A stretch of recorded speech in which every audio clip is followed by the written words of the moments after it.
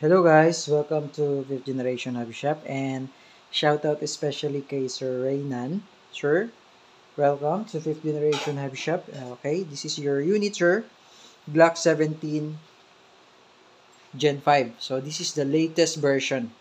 Okay, this is the latest version of Glock 17. Okay, so yung oldest version kasi, yung older version, Glock Gen 4 po yun. So this is the Gen 5. Okay, Gen 5.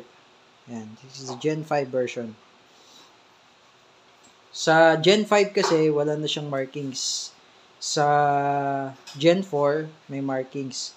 So, this one is the latest version release ng WE na Glock 17. Ayan. Tsaka magkaiba na rin yung magazine ng Gen 4. Sa Gen 4, sa mag base lang naman, wala siyang curve. Ayan. Sa Gen 5, meron na siya. Ayan. 24-rounder magazine. 24-rounder. Metal slide polymer frame. Ayan.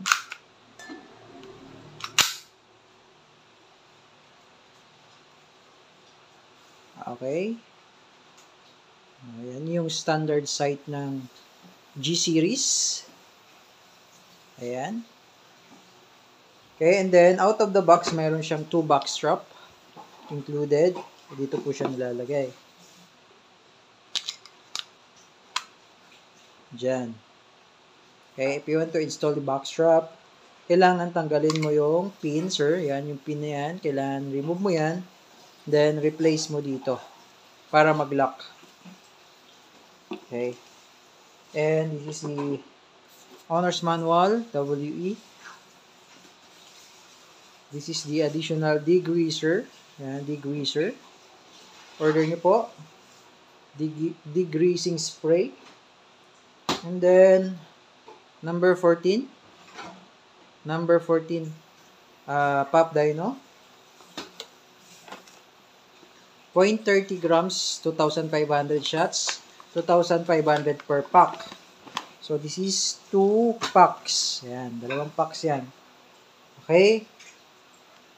So, ngayon, lagyan natin ng BBs for testing.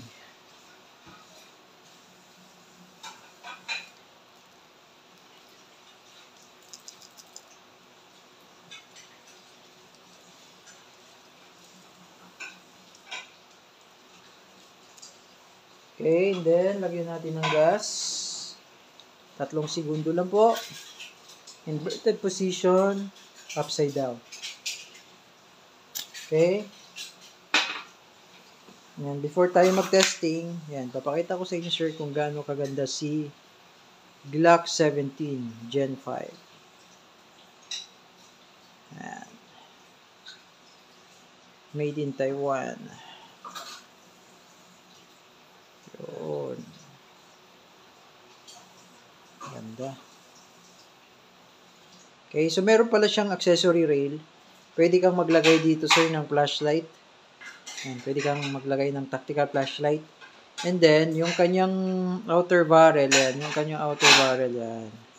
May thread po yan. So, yung thread na yan, pwede mo siyang lagyan ng tracer units. Yung, like suppressors, silencers. Yan. Pero yung mga suppressor and silencers, display lang po yun, no? Hindi, wala rin siyang epekto sa tunog. Okay? Kumbaga, hindi niya ma-minimize yung tunog. Okay? Pero yung magandang ilagay dito yung tracer units, yung umiilaw. Yun, magandang ilagay dyan. And then, pwede mo rin siyang lagyan ng red dot optic. Yung optic sight. Kasi ito, nare-remove to eh. Then, pag nag-avail kayo sa amin ng red dot optic, meron siyang kasamang plate. Yung plate for Glock na ano na siya eh. Plug and play na siya eh. So, madali naman siya install dito. Ayan. Okay. Glock 17 Gen 5. Okay. So, ngayon, test part tayo. Okay, Sir Raynan. Sir, ito na po. Test part tayo with gas and BBs. So, sa Glock po pala, sir, kailangan, pag nag-insert kayo ng magazine, kailangan with force.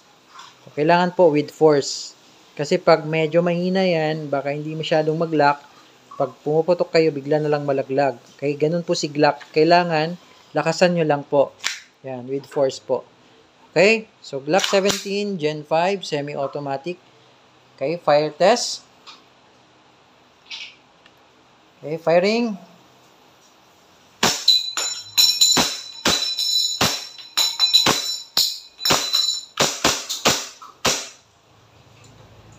Wow.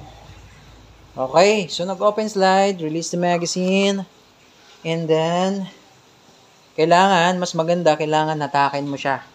Yan, hatakin mo to, yung slide. Yan, kailangan hatakin mo, then, bitawan mo. Okay? So, pag nag-lock siyang ganito, mas maganda hatakin mo siya, sir. And then, bitaw. Kailangan walang mag, no? Kasi pag may mag yan, katulad nito, may mag, walang bala, no? Pag may mag yan na walang bala, pag hinatak mo yan, hindi yan babalik kasi hindi bababa yung slide stop, slide release. Kasi wala siyang bala, hindi niya matutulak. So, kailangan, pag may bala yan, bawa may bala, lagyan natin ng isa. Yan. Pag may bala, matutulak niya. Yan, tingnan niyo sir ha. So, kanina walang bala. Ngayon, nilagyan ko siya ng bala, isang piraso. Tapos, tutulak ko to, hatakin ko to. Yan, matutulak niya kasi may bala. Pero pag walang bala, hindi niya matutulak. Yan. So, yan, nag-open slide. So, ang magandang gawin, release mo ng magazine, and then, hatakin mo to. Tiyo, kanin. Kasi yung iba, ganito ang ginagawa nila. Pwede naman yun. Ito, slides, ito. Pwede naman yun, ibaba mo to. Yan. Yan, pwede naman yun. Pero mas maganda, yung hatak, bitiw, para hindi agad mapudpud yung ating slide stop, slide release. By the way, ano siya, ambidextrous siya. Ibig sabihin po, magkabilaan po yan. Okay? Sa Gen 5 kasi, ambidextrous na siya. Yung slide stop, slide release. Yan, magkabilaan. Sa Gen 4, dito lang na side. Sa kabila, wala. Okay? So, ayan po. Sir Raynan, sir. Okay na po ang inyong unit. If you have more question po, message lang sa aming page, 5th Generation Hobby Shop. Thank you, sir, and have a nice day.